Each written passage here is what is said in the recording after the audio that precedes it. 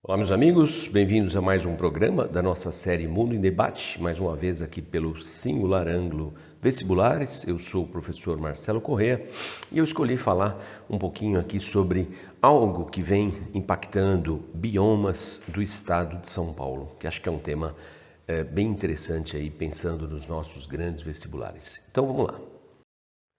Bom, como sempre, estou indicando aqui a matéria que me chamou a atenção sobre esse tema, matéria da Folha de São Paulo, do dia 9 de agosto, agora de 2022. E temos aqui o título: Mata Atlântica tem áreas mais protegidas que Cerrado, em São Paulo. Então, em São Paulo, nós temos parte de dois grandes biomas, o bioma Cerrado, né, mais para a faixa oeste do estado, e o bioma Mata Atlântica, mais na faixa leste, né, mais próxima aí do litoral. E aqui temos ainda na matéria: zonas de amortecimento servem para evitar que ações humanas impactem negativamente unidades de conservação. E então tem muita coisa aqui para falar sobre esses dois biomas, sobre zonas de amortecimento e também sobre unidades de conservação. Então vamos nessa pegada aqui.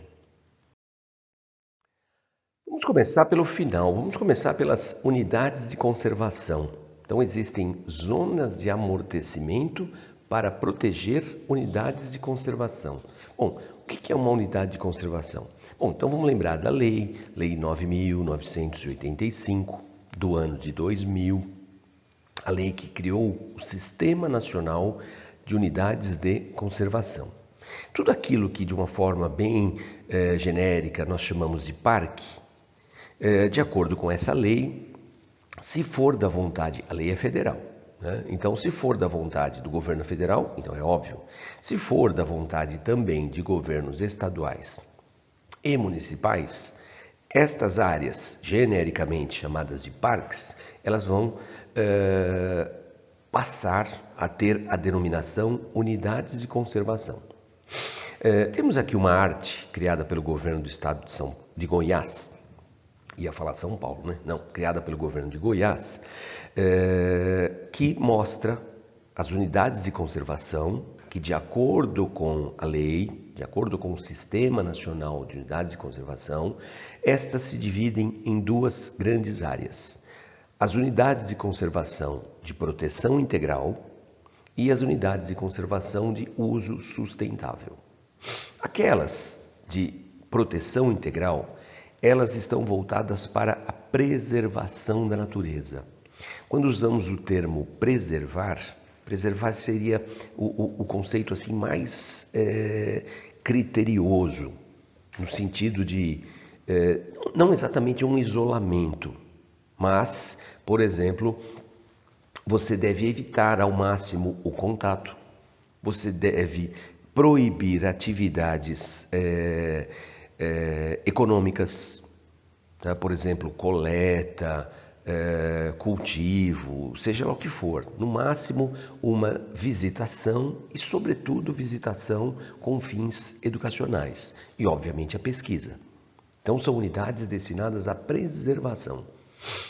Por exemplo, temos no litoral sul de São Paulo a Estação Ecológica da Jureia. É uma unidade de conservação de proteção integral. Alguns de vocês talvez tenham visitado a Jureia, a Estação Ecológica Jureia Itatins. Se você visitou e respeitou os trâmites corretos para a visita, foi uma escola ou uma universidade que te levou até lá. A Jureia não está aberta para visitação.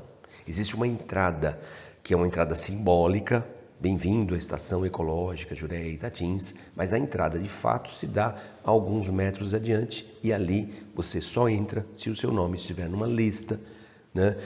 Lista que foi encaminhada por uma escola fundamental, ensino médio ou por uma universidade. Tá? Então, unidade de conservação de proteção integral.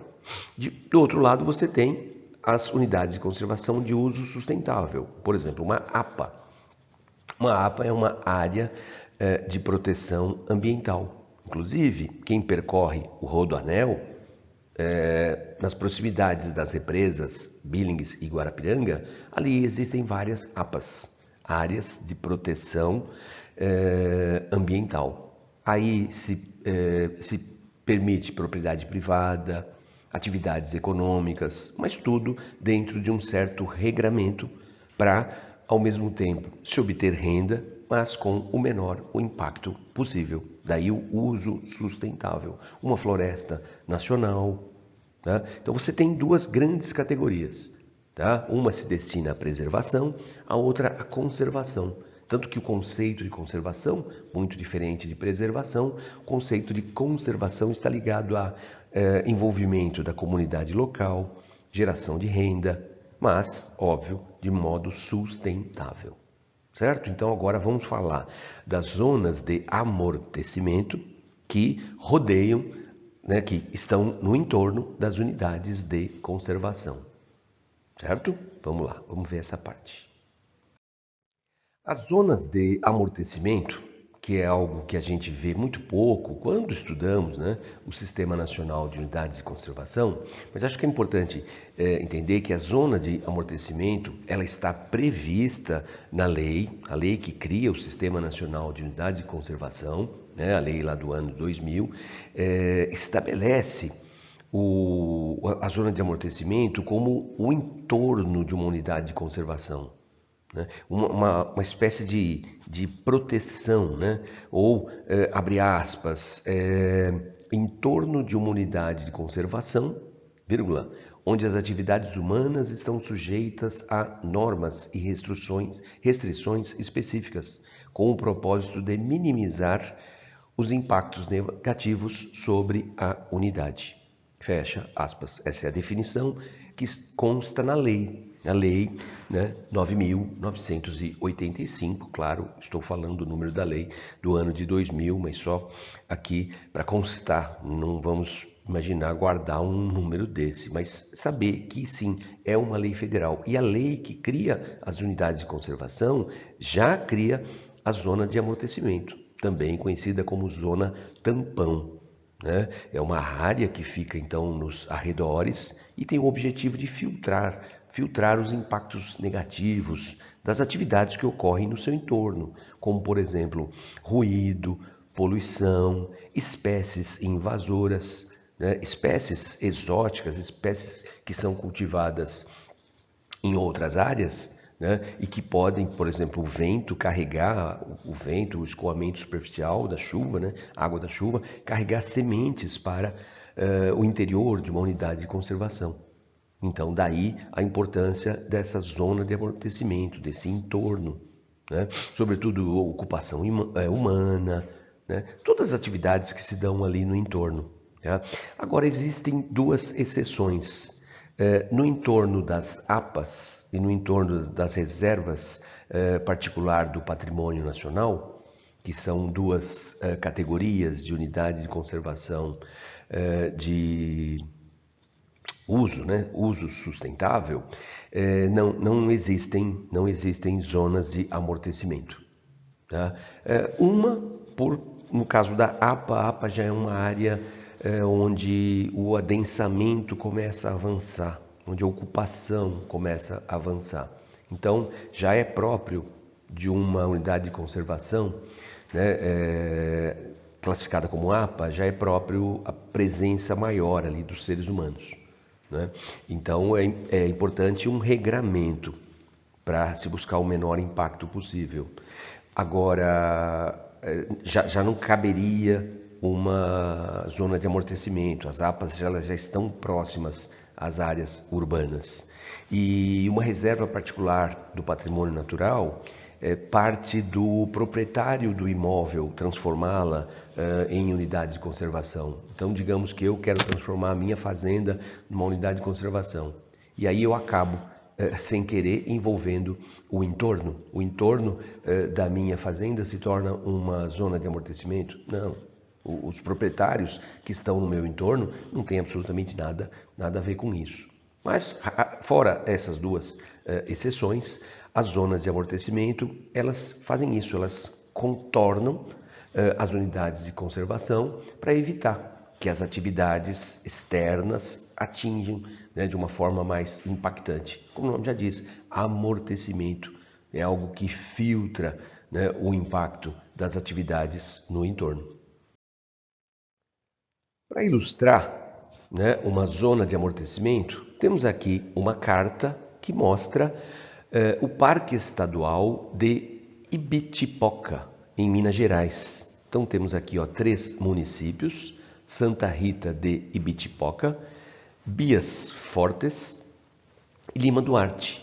E na área central, né, nesse verde mais forte, o Parque Estadual. Parque Estadual, e nesse verde mais fraco, com o contorno em preto, nós temos a zona de amortecimento.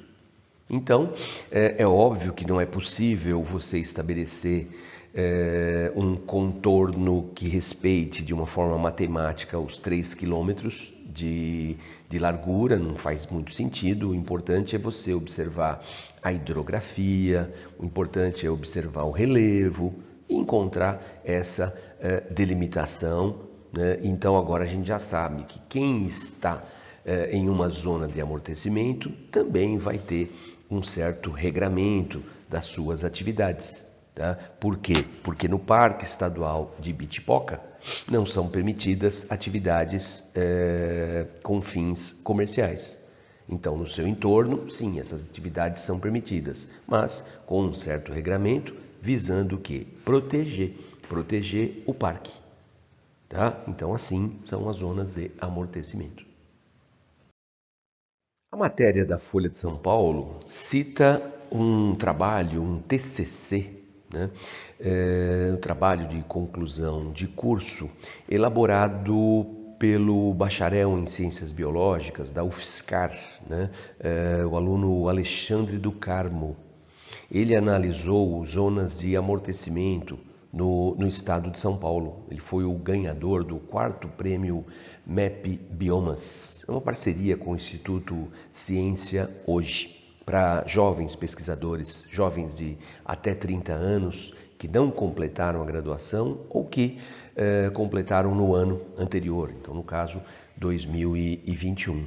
Então ele fez uma análise dos nossos 2 biomas aqui do estado de São Paulo: Mata Atlântica, mais próxima do litoral, como eu disse, e o Cerrado, mais para o centro e oeste do estado. E ele concluiu que a zona de amortecimento da Mata Atlântica, né, das unidades de conservação da Mata Atlântica, elas estão numa situação melhor do que as zonas de amortecimento que estão no entorno de unidades de conservação lá pelo centro-oeste do estado de São Paulo, onde esses fragmentos de bioma pertencem ao bioma cerrado.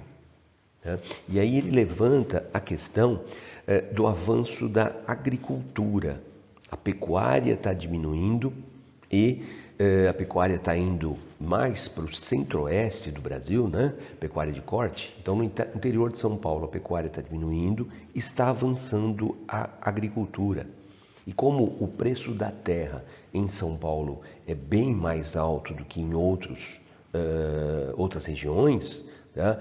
Há uma pressão muito grande para o avanço das atividades agrícolas, assim, no limite, extremo, máximo possível, e avançando, diz o estudo dele, sobre áreas, né, que seriam, né, ou que pela lei seriam zonas de amortecimento. Então, hoje, um impacto maior sobre as zonas de amortecimento do entorno do Cerrado do que da Mata Atlântica.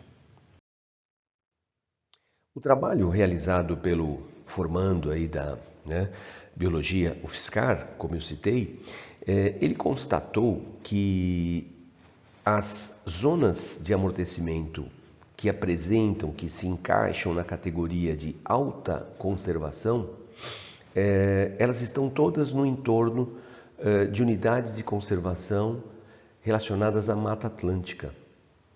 E o mesmo já não acontece nas zonas de amortecimento no entorno de unidades de conservação Cerrado. E isso não é uma coincidência. Pela localização, temos aqui um mapa onde nós podemos ver a localização da Mata Atlântica, dos fragmentos de Mata Atlântica do estado de São Paulo. Então, vamos observar aqui, neste mapa, onde estão os fragmentos de Mata Atlântica. No Planalto Atlântico, né, aqui no mapa, num rosa ou algo assim, e que é o Planalto Atlântico, onde estamos, inclusive, nós aqui, evidente que estamos na Grande São Paulo. E também o amarelo, que é a província costeira, não exatamente da planície. O solo da planície ele não é favorável à fixação aí de espécies da Mata Atlântica, mas em áreas já um pouco mais elevadas. Então, o que você tem? Você tem uma topografia completamente desfavorável, né? Sobretudo a topografia referente à Serra do Mar. Então você tem uma topografia totalmente desfavorável a práticas relacionadas à agropecuária, seja agricultura em larga escala, evidente, ou criação de animais. Então daí, entre aspas, vai um desinteresse. É uma área que não chama a atenção, digamos, sobretudo para o agronegócio. Diferente do que acontece, de novo no mapa, em verde, Planalto Ocidental Paulista, onde você tem uma topografia com uma leve declividade, o que é perfeito para a mecanização agrícola. Também para a pecuária, bovina, né, sobretudo. Mas o valor da terra, como eu já disse, está empurrando a pecuária bovina mais para a região centro-oeste. E aqui você tem um maior avanço do agronegócio, né? Da cana-de-açúcar, da laranja, sobretudo esses dois, mas sem dúvida, número 1, a laranja, né? E para terminar, nós vamos lembrar a triste notícia do ano passado. O ano passado, nesta época, que é a época seca, né? Nós tivemos o mês de julho mais seco de toda a nossa série histórica, isto é, desde que temos dados de temperatura e chuva, tivemos o mês de julho mais seco e mais quente da série histórica, que ultrapassa 50 anos. Então não é um prazo qualquer. Mas o ano passado, então, o Parque Estadual do Juqueri fica localizado na Zona Norte da nossa região metropolitana. Então ali você tem os municípios de Caieiras e Franco da Rocha, né, grudado no norte do município de São Paulo.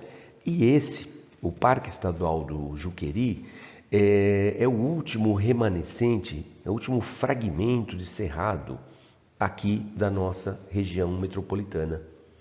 E esse incêndio praticamente atingiu toda a extensão do parque.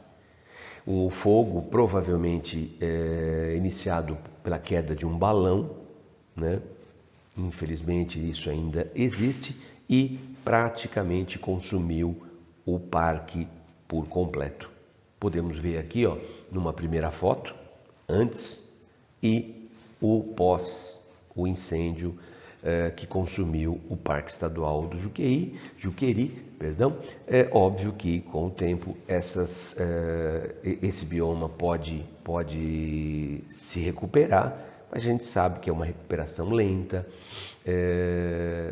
tem um custo alto e deveria ter um envolvimento maior do Estado, políticas públicas. Isso parece que não é prioridade nesse momento. Mas é isso. Então, pensem bem, entendam aí as unidades de conservação, as duas grandes categorias, suas finalidades e a importância das zonas de amortecimento. Beleza? Então é isso. Até o nosso próximo encontro. Tchau, tchau.